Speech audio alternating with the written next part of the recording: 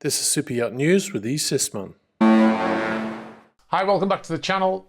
Okay, so social media posts appeared to show the 56 metre or 183 foot yacht, Motor Yacht Australia, listing in Singapore yesterday.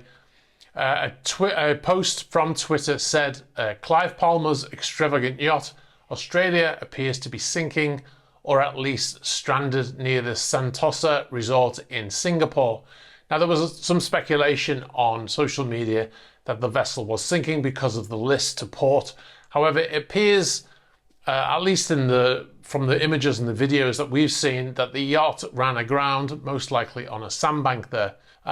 So most likely what they'll do is, obviously after doing an assessment for damage, once they've decided that there is no holes or any damage that would cause the vessel to sink if it's moved, then they'll wait for high tide, and then they will try to get it off. If it's not freed due to the high tide, then they'll bring a tug in to help pull that vessel off there. Now, if we go to marine traffic, this is live as we film, you can see that there is a tug actually on scene with the stricken yacht.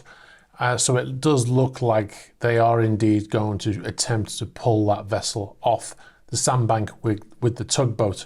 Now, the yacht is a 56 metre Bonetti and was built in 2012. It can carry 12 guests with a crew of 12. Yacht is believed to be worth around $30 million. Now, Clive Palmer, if you're wondering, is an Australian businessman and politician, and he has many businesses in iron ore, in nickel, in coal holdings, plus many others. I believe he even owns a football team in Australia as well. Anyway, that's all the information we've got on that vessel. If you're on board that vessel, if you were in the area and you've got any video footage or any images, please be sure to get in touch with us. We'll give you the details at the end of the video. All right, so we'll move on to our next story now, and this is from the weekend as well. There was a fire on a yacht in Florida over the weekend. The vessel, a 28 metre or 91 foot yacht named Self-Made, Motor Yacht Self-Made, was moored in the Yacht Haven Marina in Fort Lauderdale on the 12th of October. At 2230 hours or 10:30 p.m, a large fire was reported. The fire crews reported being met with heavy flames, according to the fire crews that attended from the Fort Lauderdale Fire Service. So the FLFR arrived with what looks like 2 units and quickly brought the fire under control after approximately 2 hours. There were no reported injuries on the scene, and the aft part of the vessel appears to have bared the brunt of that damage, suggesting possible engine room fire or tender garage fire. No word as whether they were running generators or they were on shore power. So the yacht appears to have been completely destroyed in the fire. I believe it was a glass fibre built yacht as well. And there's no word at the moment on the cause of that fire. Most of the footage here was sent in by Todd Mollerop via Twitter, so thanks very much for that. All right, so we'll move on. Now, in the previous video, we talked about the OFSI finally giving permission to pay ex-crew from Motor Yacht Luminosity. So that was in the last news video, episode 257.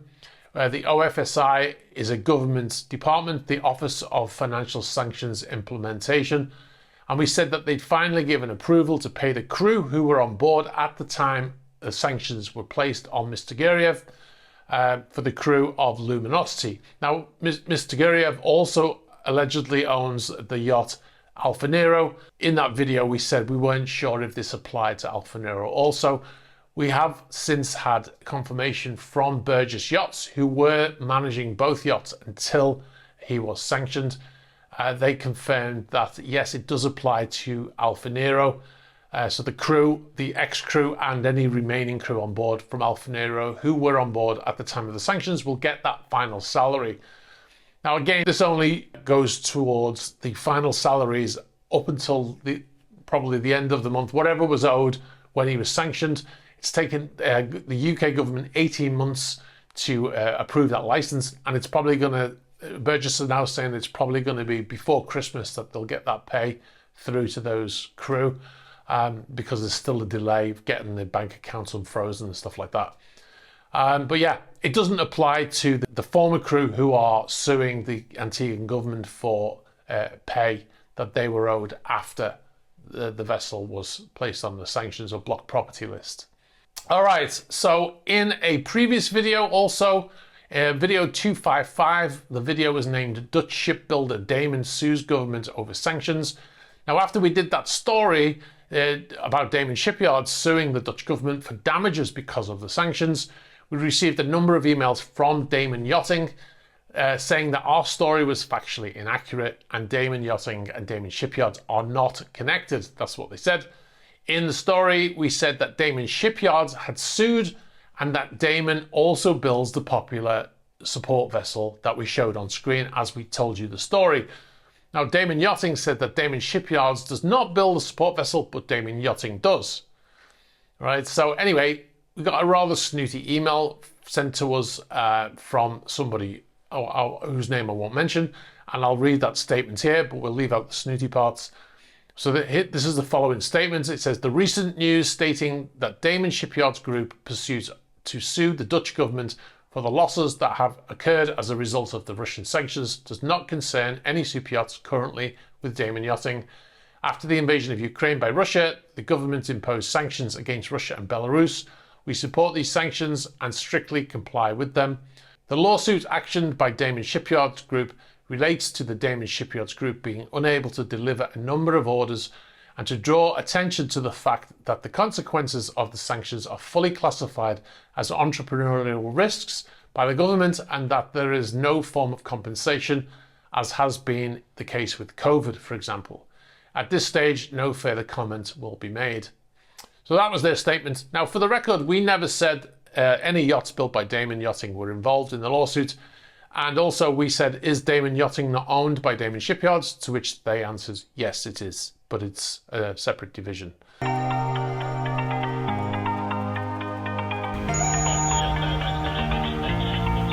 What I'm going to be doing in this series of vlogs is recording the journey across the Atlantic. All right, so if you want to see the 10-part vlog filmed on board a yacht I was on crossing the Atlantic and beyond, sign up to patreon.com/ysysman.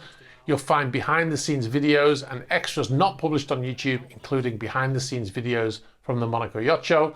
We also recently made a video showing how we make the Super Yacht News videos, as well as the Patreon chat series and the patron-only Q&A series where you can ask questions answered in the videos, and a new one is coming soon, and you'll get early access to YouTube features, but without the adverts. And don't forget to check out the Super Yacht News channel. It's all the goodness of these news videos, but chopped up into smaller segments. So if you can't watch a whole one, you can watch the individual stories in separate videos.